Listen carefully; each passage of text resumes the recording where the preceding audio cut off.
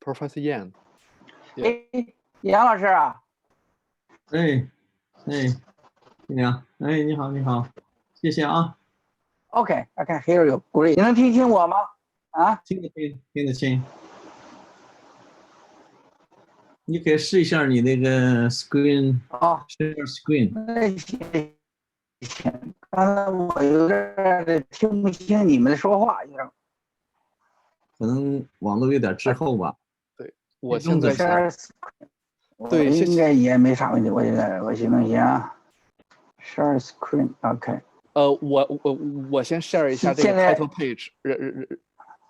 哦，我看一下，现在是。我先 stop share， 应该是吧？我现在应该。好，现在您能看到我这块是吧？哎，能看见。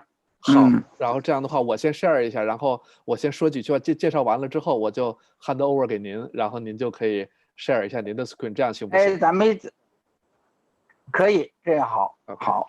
那你可以先试一试吧，试你那个 share screen 有看。啊，这个应该吴老师他应该先关了以后我才能 share 了，不能同时 share， 好像是。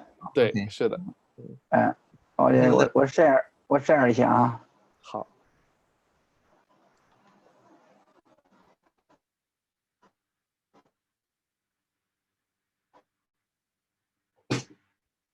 网速稍微有一些慢。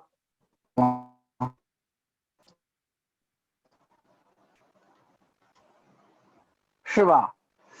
哎呀有点问题，我感觉我这 share 不了，那怎么弄？现在可以了，现在可以了。对，可以了是吧？太慢。但是不是全屏的，是你的那个就是编辑状态那个，不是 full screen。对，这样的话，张老师您就播放着您的幻灯片就行了，我就不切换了，我那页就不收了，不然的话，咱们再切换的话，这个时间有些长，您就直接我就直接从这块介绍就可以，您看这样行不行？可以。对。西良，你试一下你的 full screen， 就是全屏的，看看效果怎么样。可以。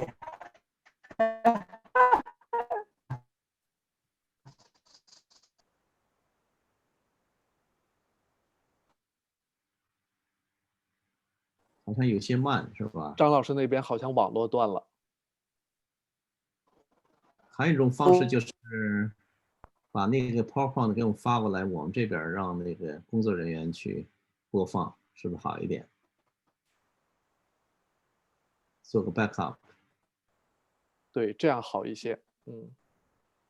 关键就是这个感觉，这个声音就是说断断续续的。现在这声音不行，张老师，我让您这行，这样行，我又听不见你的声音。对，这个声音好像是断续的非常厉害，应该是您那儿的事儿。严老师，您这块没事儿是吧？咱们两个没问题。我可以，我没有问题。对，我听你的听得很清楚，但是我一说话就不行了，是吗？对，断断续续，现在还好，现在还好。对，有一种可能，如果网络断了的话，那我一说话就不行了。对，您也可以考虑用一下手机的这个无线连一下。或者张老师，您可以把您那个 video 关了。我把视频关了吧。对，我视频关了可能好一些。对。对，我把视频关了吧。对。好的。那张老师，您可以弄一下这个第一页的全屏，这样的话我就可以开始，咱们就可以我就先介绍一下您看怎么样？哎，我现在一页全屏吗？现在是吗？现在还share屏吗？现在share屏幕，但是不是第一页，也不是全屏。OK。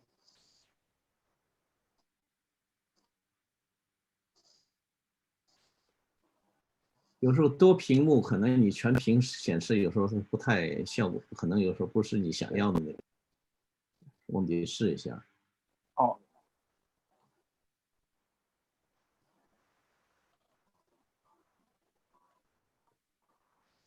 我这样，我先那个暂停共享吧。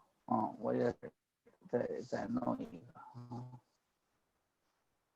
现在是首页了。现在首页嘛，现在是首页吗？现在没有了吧？现在没有了，现在没有了。哎，好的，我还是，你吃，我还是 OK。Just to other audience, so give us 1 minute. We're solving some technical problem, so won't be long. 张老师，您这块准备好之后跟我说一下，咱们就可以开始。好的，好的。对，现在还看不到您的屏幕啊。现在看不到我的屏幕，我 share 一下啊，这个我先 share 一下啊，共享屏幕，共享。现在能看到吗？现在还在，能看到 it's happening， 就是有黑的啊。现在好了，您可以给全屏模式，这样的话大家就能看。对，好的，我给全屏模式。一个播放，这样能看清吗？哦，您可能得切换一下，现在是 review view， 现在您可能显示设，就因为能看到下一页，就是显示设置里面有，对，可能改一下。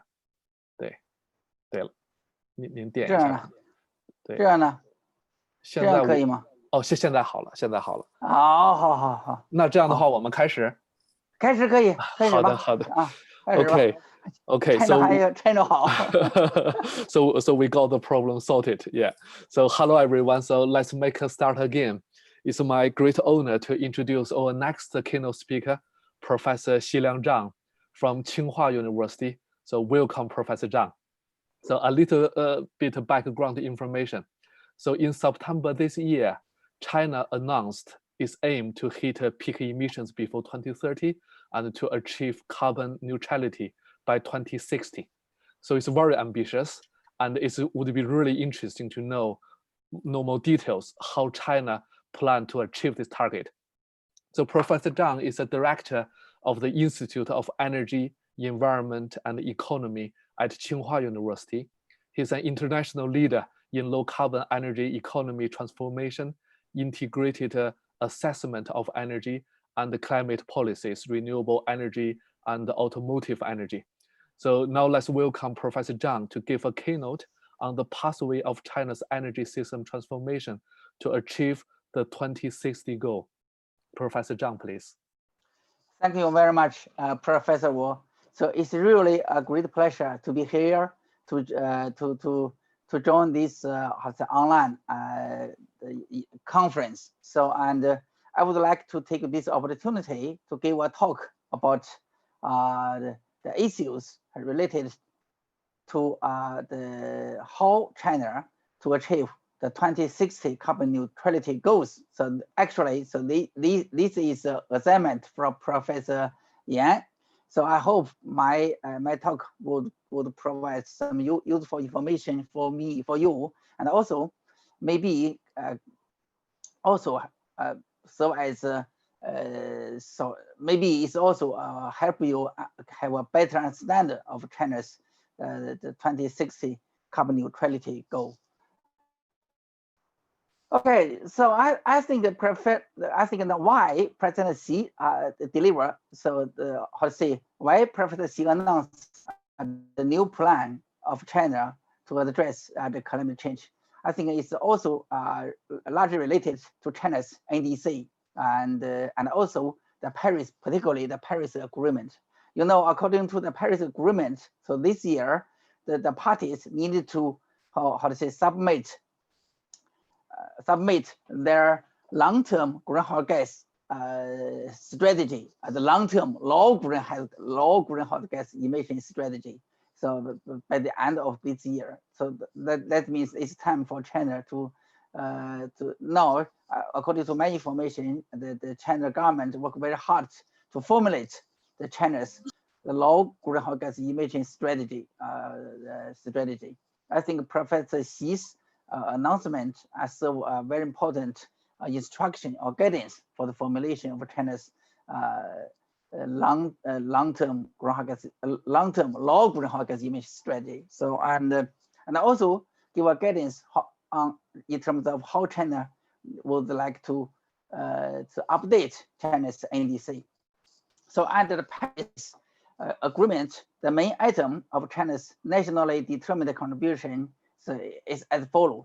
I think all of you are also familiar about China's NDC. That is the peaking China's CO2 emission around 2030 and increasing the share of non-fossil fuels. That means nuclear and renewable to 20% in the total primary energy supply, and also reducing China's carbon intensity by 60 to 65% relative to the level of 2005. So this is the NDC. And you know, according to President Xi's speech delivered at the UN meeting on September 22, so there's some change. The first, that's peaking China's CO2 emission before 2030, before, so it's not around. So for surely the China's CO2 emission will be peaked, so before the year 2030. And also I think is Professor and President Xi also announced a new vision that is China to reach carbon neutrality before 2060. So I think it's a very it's a very much, how to say, a new it's largely, so I think it's a new commitment of the Chinese government for the world to address the climate change. Yeah, just as Professor Wu mentioned, so because it's just some targets, so but how to achieve these targets, and it's still so unclear. So and recently, so our team conduct analysis. So I would like to take this opportunity to share some of our analysis work. So I think, you know, first, so this slides give us how to say for the energy trajectories to achieve the 2-degree targets. So at the 2-degree targets, you can from this slides, so we can degree targets possibility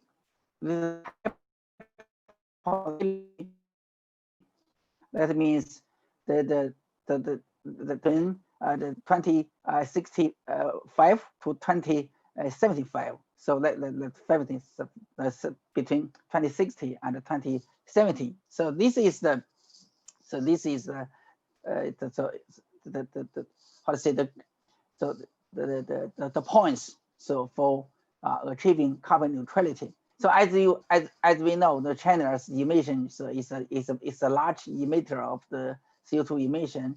So and if we would like, if the 2-degree targets so it's secured, that means China at least also achieve the carbon neutrality around the year 2060. So I think this is the first message I would like to see. So now this slide shows, yeah, so the how to say the CO2 emissions trajectory. So and to achieve the 1.2-degree targets. So from this slide you can see so the range for the carbon neutrality so is between 2045 to 2060. So you can, so you know, the China's 2060 neutrality goal largely tell us that so this goal is generally agreement with the 1.5 to 1.5 degree targets. So so this is the first message. This is the second message I would like to see. That means China's China's 2060 carbon neutrality vision is target. So for the 1.5 to 1.5 degree targets. So this is one implication. And also now let's turn to how China would like to achieve this the new targets or the new vision. So we conduct several scenarios here, so I think the fourth scenario are the typical scenarios. So firstly is the current policy scenario. It's largely, how to say, represent the China's nationally determined contributions under the Paris Agreement. So this is the current policy scenario, the trajectory of the current policy scenario. And also, we also conduct a scenario about to reach the carbon neutrality by the year 2050. So of course, it's also include a scenario about to achieve the carbon neutrality by the year 2060. And also, we also analysis the CO2 emission trajectories to achieve the carbon neutrality by the year 2070. But here today, I would like to my talk is we focus on the 2060 carbon neutrality scenario. So the others can just serve as how to say, just for the comparison purpose. So to conduct the scenario, so we need a model to implement the scenario. So here the slides just tell us what's the primary models we use to implement the scenario analysis. So now I think the primary model is the China global energy model. So it's a computable general equilibrium model. So this model comes from a collaboration project with MIT. And so this model is also a primary model used in China's energy and climate policy analysis for the military or ecology, environment, and the national development and national energy administration. So that the CGE model is the aggregated model, is a global model, but to examine, so what's the technology implications for the key sectors. So we also use the 3 sector models. This is the one model is for the power sector. The second is address the transportation sector. The third model is for the building sector. So those are the 3 largest CO2 emission sectors in China. So this is the model they used. So now, so this is the CO2, the energy related CO2 emission trajectory. So what this? So you can see, you can see. So for the current policy scenario, China's CO2 emission would peak so around the year 2030. So for the new for the new 2060 carbon neutrality vision, then China needed to the CO2 emission needed to peak so around the year 2025, and also before the year 2020. So there is a gradual, there is a gradual, there is a relatively, how to say, the reduction, the decline is not so sharp. But after the year 2030, the decline, they need a sharp decline for the CO2 emission. So this is the for the different scenario for the particularly, that means for the different how to say, the temporary goal. So for the different carbon neutrality goal, so now the carbon neutrality take place so in different points. Okay. So so this slide, okay.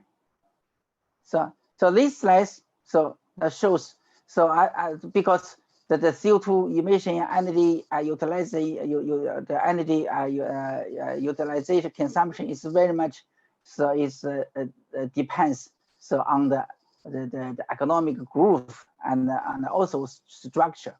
so to achieve, how to say, the 2060 carbon neutrality division, the China's the economy also need a transformation. That means that there will be a change. So in the economic structure, structure, and this, so this also a requirement for the requirement. So for China to achieve the 2060 carbon neutrality goal. So that means the structure, China's economic structure will be changed, and also even so within particularly the industry sector, there are also some the need a structure change. So even for the industry sector, so that means so that the energy intensive subsectors, the contribution from the energy intensive subsectors will be declining. So now, this is the, how to say, this slide tells what's the economic growth. So you can see for earlier the carbon neutrality, so there are some, how to say, impacts so on the economic growth rate. So but afterwards, so there is there be a response so of the economic how to say growth rate, and according to our analysis.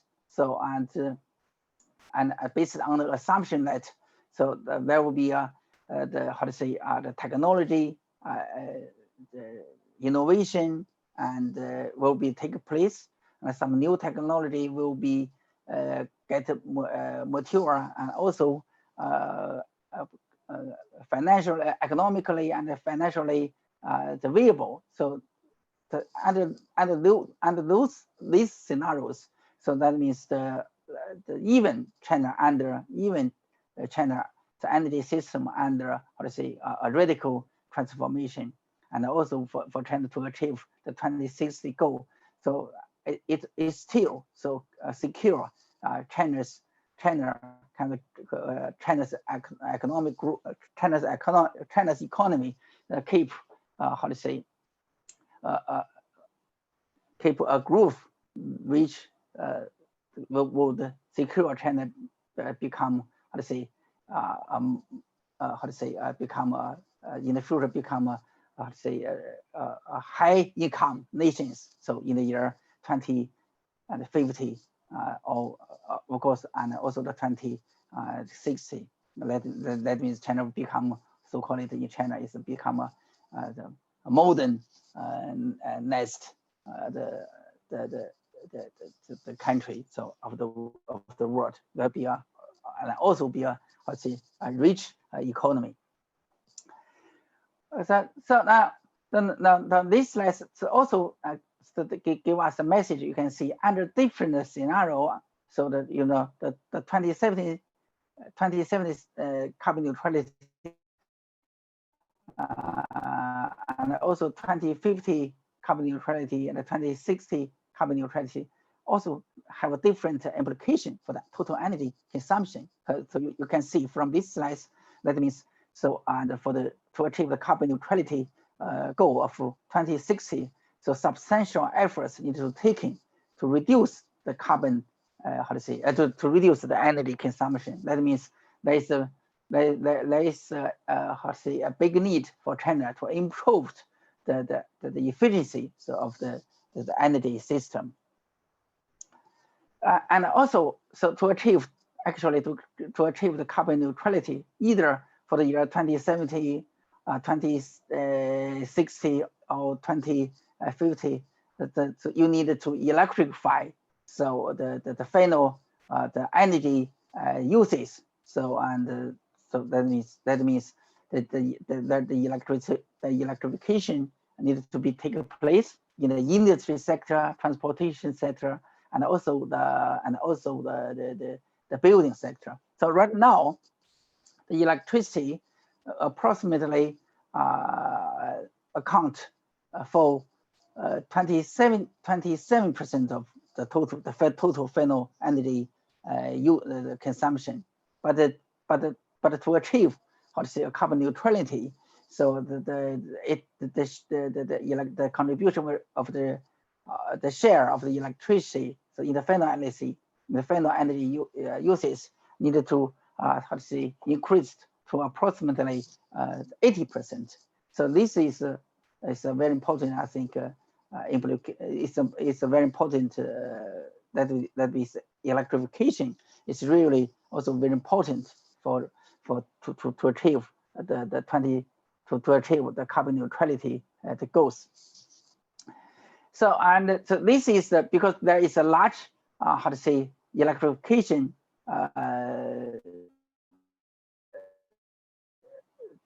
needed. So that this also there also how to say there is the demand for the electricity, so also will be increased substantially for a long time. At least the electricity consumption will be how to say increased before the year 2060. So this also that means so this also provides a way so for the renewables for the renewables so to play a more role so in the future. And also we will see a larger part of the electricity so will be as if come from the renewables and the nuclear. So now this slide gives how to say what's the how to say the picture of the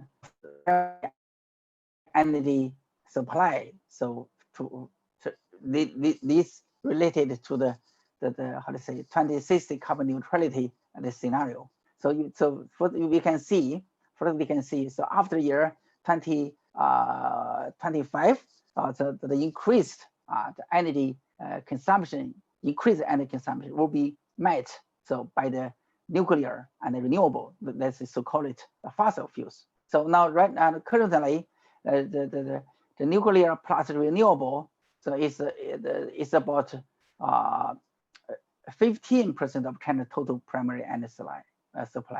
But by the year 2060, so now the nuclear and the renewable so will be would be 80% of total primary energy supply. It's over more than 80%. So it's more than 80% primary energy supply.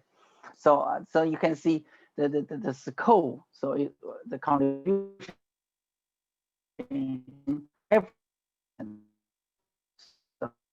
And so this there will be a large how to say the increase so from the need so for the increased need so for the renewable energy. So now this is about the electricity generation. So just as I mentioned previously, so electrification is a big how to say measures, big measures for China to achieve the carbon neutrality.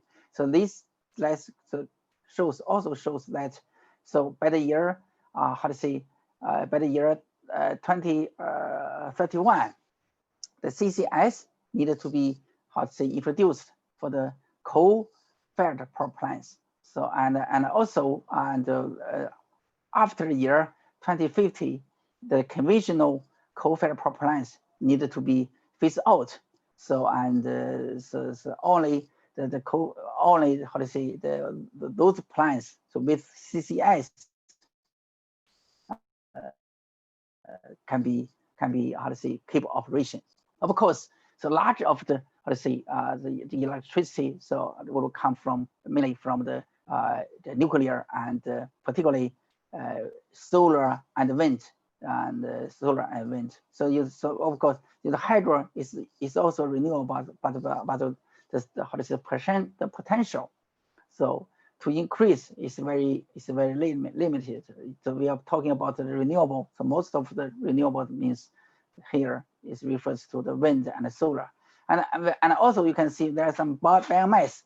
So and biomass fired power plants also will be deployed, and particularly some biomass fired power plants with the CCS.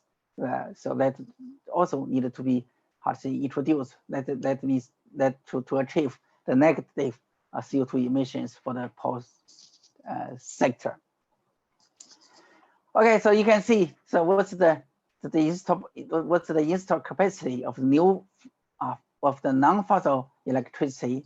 You can see that the size of the renewable is very large. So for example, for the year 2060, so over how to say 5,000 gigawatt wind and so the installed capacity of solar and wind is more than how to say 5,000 gigawatt, and also they also need to install some amount of how to say the fair how to say deployment. Then is also needed to install how to say biomass-fired power plants with CCS. So in addition, in addition to the large deployment of renewable, so to achieve the carbon neutrality goal by the also they need to introduce the carbon capture and sequestration, and also needed to introduce how to say the direct air capture technology to how to say to secure by the year 2060 there will be a carbon neutrality. So here's the lens. What's the CCS will be take place in which sector? So according to analysis, I think of course the coal generation sector, the power generation sector, the iron and steel sector also needed to introduce CCS. So this slide gives what's the how to say the net emissions or not the net, the final the ultimate the emissions, the CO2 emissions by sectors. You can see by the year 2060 there are still some CO2 emissions there, but the power but to achieve and also there's some zero amount of CO2 emission take place. So in the transportation sector and also the building sector. So that's why this also there will be a need for the power sector, so to have a negative CO2 emissions by the year 50, such that they can offset those emissions from the industry sector, transportation sector, and the construction sector. So because in those sectors, the mitigation, the marginal abatement cost is pretty high, and also to secure the energy, all the energy related CO2 emissions left need to be offset. So we also need to introduce the how to say direct air capture technology. So this is the options, one options how to in terms of the achieving the carbon neutrality. Of course, here it's just to address the energy related CO2 emissions, but also there are some non-CO2 emissions, the non-CO2 greenhouse gases. So in China also there is a big amount of the non-CO2 emission, non-CO2 greenhouse gases. It's even by the year 2060 is also there's about 1 billion tons. So how to address this? So I think so this also needed to how to address those non-CO2 emissions. So it's using how to say the land use changes, and also from the how to say the forest sink, and also you also needed to introduce more direct air capture technology. So now this is the how to say the carbon price or the cross economy marginal abatement cost for China to achieve the 2060 carbon neutrality goals. You can see by the year 2060, so to achieve how to say the amount of CO2 emission to mitigate is not so big, but also the cost is pretty high, and even so, after year 2050, China's cross economy mitigation marginal abatement cost is about $150 US. So this also the how to say the abatement cost is very high, but it's high and also provide opportunity for the introduction of the direct air capture technology. So now this slides give how to say just a summary of what's the technological and policy implications for China to achieve the 2060 carbon neutrality goals. Yeah, just as I mentioned, first is we need to increase the energy efficiency. So in terms of the energy intensity, in terms of energy intensity reduction, so the energy intensity needs to be reduced by 76% in the year 2060 relative to the current level. And also, of course, we also need to increase the share of renewable and nuclear. So in the total primary energy supply, the electrification of the final energy is also a necessity. And also we need to promote the deployment of breaking technologies such as the storage technology, CCS, the direct air capture needed to be used in the steel, the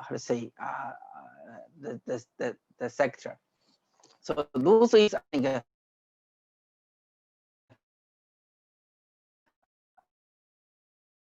of course, and also hydrogen also play a very important role. So for the maybe it's called it the at least for the last mile solution. So and the hydrogen is a part of the solution.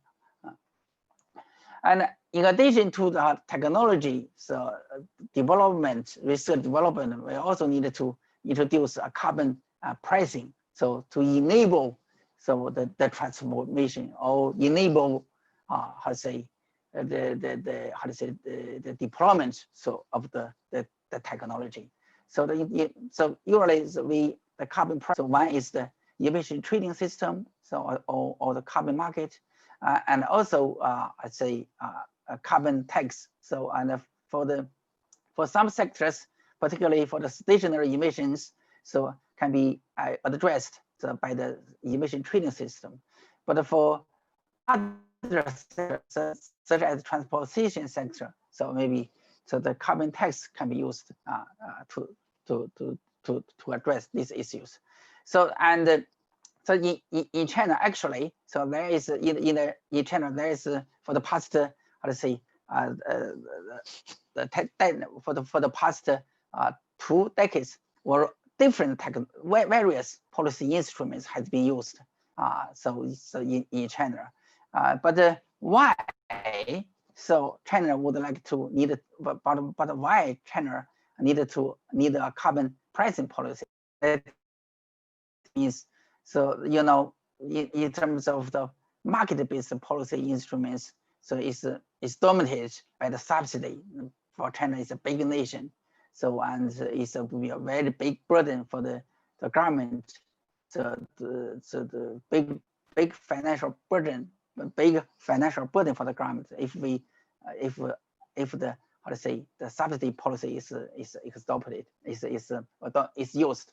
And also for the implementation of the command and control policies, such as the energy performance standards. So there are also some problem, particularly the inadequate measurement, reporting, and verification. And also there is not a sufficient punishment for the non-compliance. I think the national emission, I think this is largely the motivation of China to reintroduce, the market-based policy instruments, that is the emission trading system.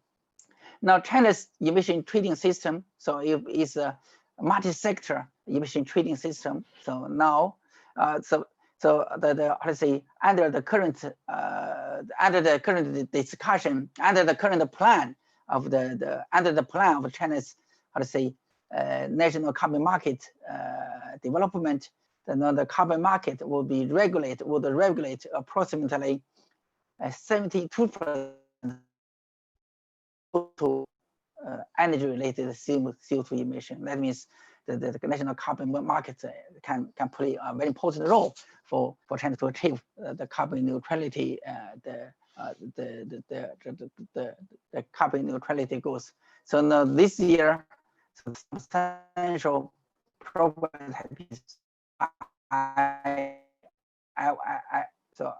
So will be a, how to say, will be a real run of the emission trading program, starting with the power generation sector. So and for all the other sectors, I think for all other sectors, so it also can be, I say, put into operation. So during the 14th 5-year plan period. So I think you overused the time. I think I should stop here. Thank you very much for your attention. Okay, many thanks, Professor Zhang. I found the keynote mostly interesting. And then now I would like to invite a participation and the contribution from the audience. We got a lot of questions, and currently we got about 10 minutes. So let's see how to make the best use of the time. What I have done is I tried to group different questions together. So I was very busy as well, so that we can make a good use of time. If that's okay, there's some of the questions related to clarification, for example, what the meaning of some numbers. I will leave the question to the end, if that's okay. Let's start from some more important question to me. So I mean, this may be interesting to most audience. So I combined 2 questions together for the first question. One is from Zhao Xiaozhang, one is from Xinhe. So how big is the prediction errors from the model, and how did the model deal with uncertainty? Because clearly there's a lot of uncertainties, and when you consider the future. So how did you manage the uncertainty? How big is the prediction error? So I grouped these 2 questions together. Okay, so here actually, so and I think first is a very good questions. So our model, so it's largely precise. So economic, the energy model. So we also have for the sector models. So it's technology and engineering model. Of course, the uncertainty is a big issue. So and so we how to address so the uncertainties, I think is a big issue, a big for us, I think it's the approach is like we do the scenario tests. So we do a lot of simulations. So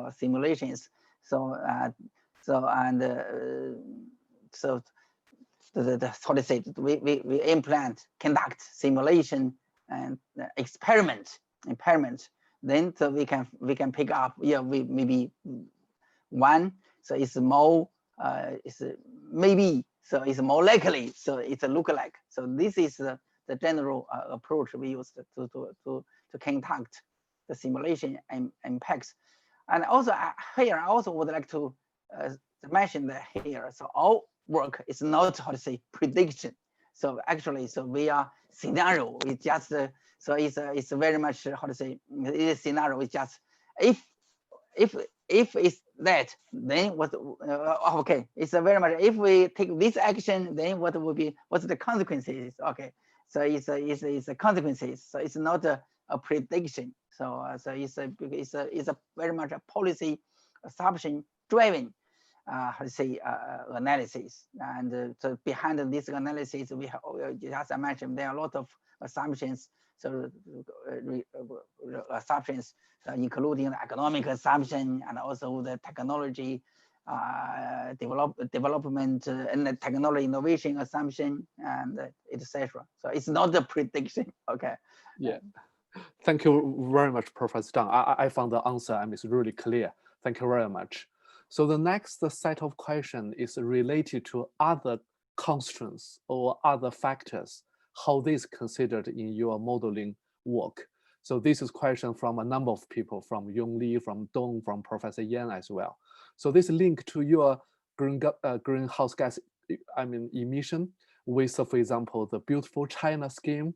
So what the relationship between them, and also this link to the electricity sector, they are developing very, very fast. So how this could be considered, and also how to balance the security, because if we consider the security, and then we need maybe, more, for example, greenhouse gas emission from other sectors. So something like that, how this considered, and also flexibility. So all this is other factors.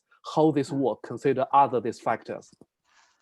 Okay, I think it's also there are also very, very good questions. Actually, so in our analysis, so in my talk I just mentioned, okay, now the China's carbon neutrality, how to say, the 2060 carbon neutrality goal is very much in line. So with it's largely not very much, it's largely in line with the 1.2 degree targets. So I think it's about the global, how to say, climate change concerns. So I think it's a very important message.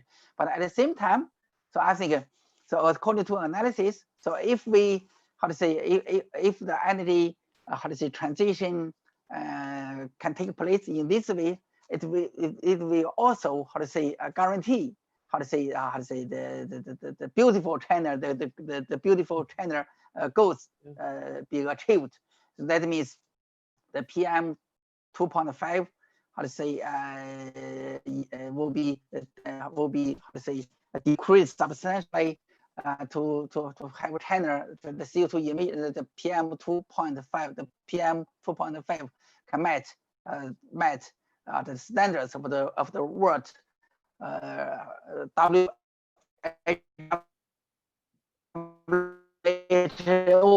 So the world has it's less than the standards could be met, and also just I mentioned, so that time China will become, how to say, a rich country. So a rich country. So the per capita GDP is more than $30,000 US per capita. So that maybe make China become a how to say, high income nation. And also our economy, the structure of economy will be changed, and also be China's economy become more resilient and more competitive, and that means guarantee the so-called the high quality economic growth. It's also in line. It's also, I think those goals also can be how to say, can be met. So this is yeah. I hope I can answer the question. Yeah, thank you very much. Thank you. So the next set of questions is related to methodology. And this question is from Jie Li, from Xiaomei Wu, from Zhou. And so that question is mainly, for example, so what kind of sectors are considered and how them are evaluated, because their carbon emission will change with time. So how this be considered? And also from the study, which technology or which sector do you think is the most promising choice for China to cut down the CO2? Okay, it's also a good question. So I think just if you're talking about for the different people, for the people, how to say, this different background. So now talking about the model, so they have different implication, and different is the meaning is different. So for us, so we are all group is a lot. All group, I think, is energy economics group, climate economics group. So with the models just I use is economic model, is call it computable and general equilibrium model. Is model, the model is very much addressed. So how to say that this model we how to say treat the energy sector as one sector of the economy. Of course, we treat the energy sectors as a part of the economy.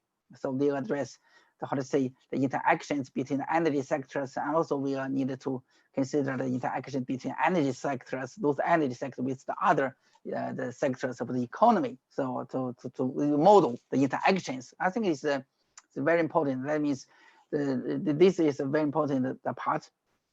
So in terms of the, we also using the, just I mentioned, using the very much neural models to address what, to really address what's the, how to say, give a more specific interpretation, so of the, or explanation of the what kind of technologies so will be used for specific, for different sectors. For example, the power sector, the transportation sector, and also the building sector.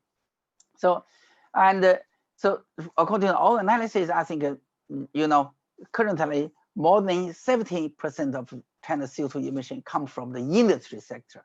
So this pattern, this is different from other developing nations. And so in this context, I think the industry sector is needed to give a high priority. So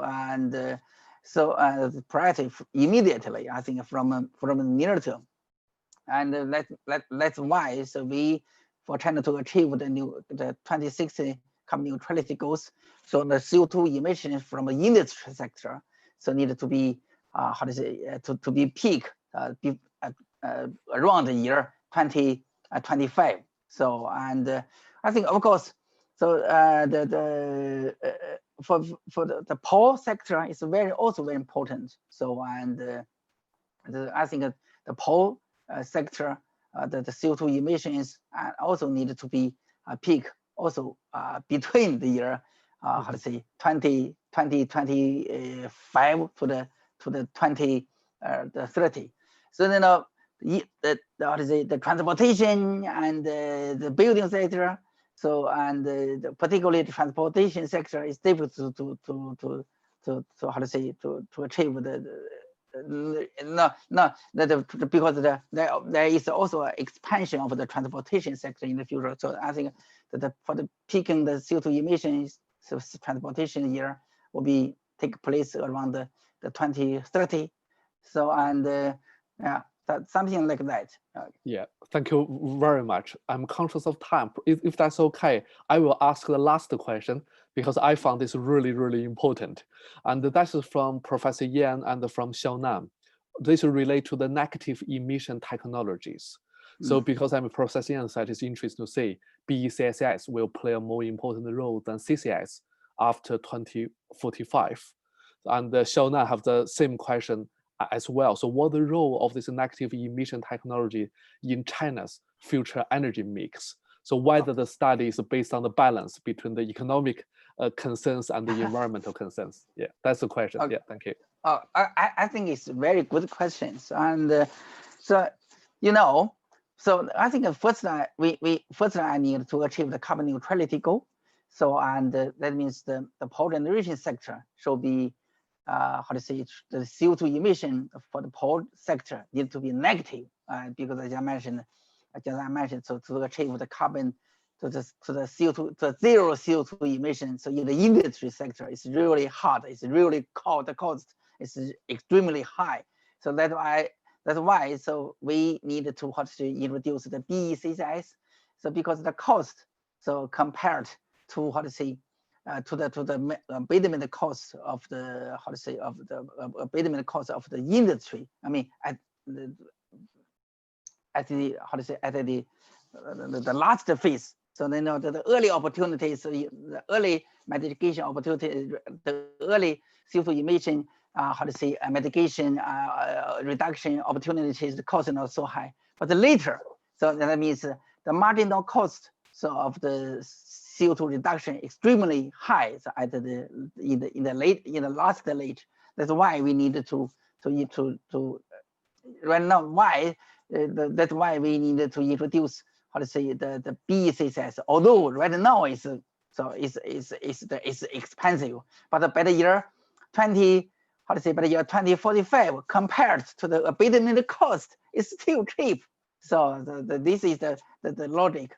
And even, so I mean, the direct air capture technology So it also compared to the marginal bitumen cost is also even cheaper. So that's why we need. That's why they can play a very large role. So in the future, to achieve the carbon neutrality goals, and even also after year 2060, you need China's CO2 emission to become negative. Okay, not beyond the 2060. So you need to have a negative CO2 emission. I think under those circumstances, in those cases, the negative CO2 emission technology could play a much more important role. So after year 2060. Yeah, absolutely. And I completely agree. And many, many thanks, Professor Zhang. So I must apologize to several of the colleagues who raised a very detailed question about, for example, what the meaning on specific slide numbers.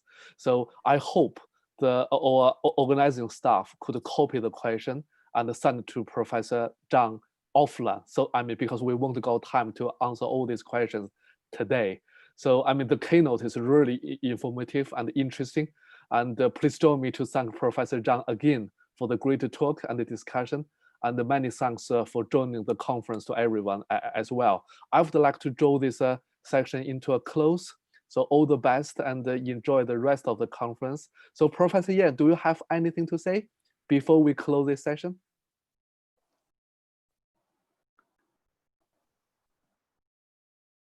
Professor Yan, I cannot hear you. So maybe some internet problem. So in that case, please look at the website about the detailed program. So I would like to close the session then. So thank you very much to everyone. Thank you. Bye-bye. Yeah, thank you. Thank you. Yeah, thank you, Professor Zhang. Bye-bye. Bye-bye. Thank you. Bye-bye. I will conclude the meeting. Therefore, we need to move to the room D, the paper session part. Thank you, Professor Wu. Okay. Yeah, thank you very much. Thank you. Bye-bye. Bye-bye.